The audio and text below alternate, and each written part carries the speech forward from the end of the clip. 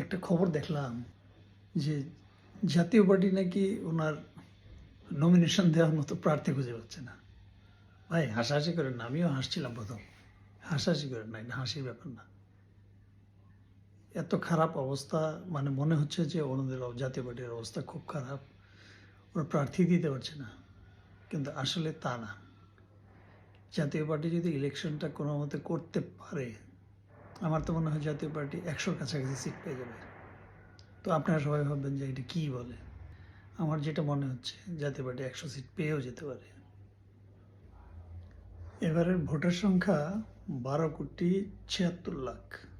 তো এরকম যদি হয়, এর যদি মিনিমাম 20% ভোট হয়, তাহলে তো হয়ে যায় 2.5 কোটি, হ্যাঁ 2.5 কোটি, 2.5 কোটি ভোট। তা না পেলেও মিনিমাম যদি 2 কোটি ভোট জাতীয় পার্টির বাক্সে পড়ে, লাঙ্গলে পড়ে, তাহলে কিন্তু রেজাল্ট ভাই চেঞ্জ হয়ে যেতে পারে এনি টাইম। আওয়ামী লীগ কিন্তু মাঠে নাই, নির্বাচনের মাঠে কিন্তু আওয়ামী লীগ নাই। তো ওরা ভোট দেবে না? যারা আওয়ামী লীগ আগে ভোট দিত ওনারা দিবেন না? দিবে।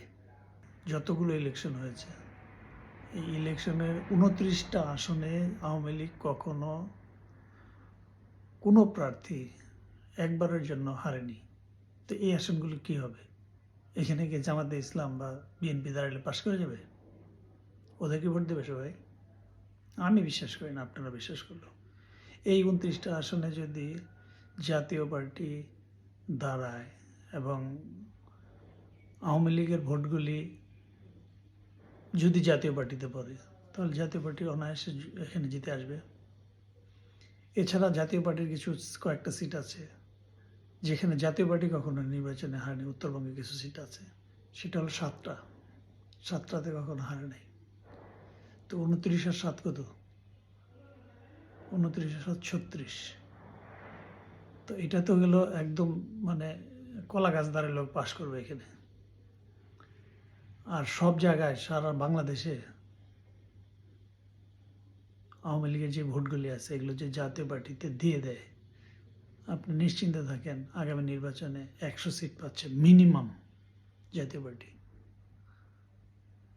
আওয়ামী লীগের দ্বিতীয় অপশন, নৌকার বাইরে যদি কোনো প্রতীক থেকে থাকে, সেটা কখনোই ধানের শীষ বা দাঁড়িপাল্লা হবে না, নাঙ্গল হতে পারে।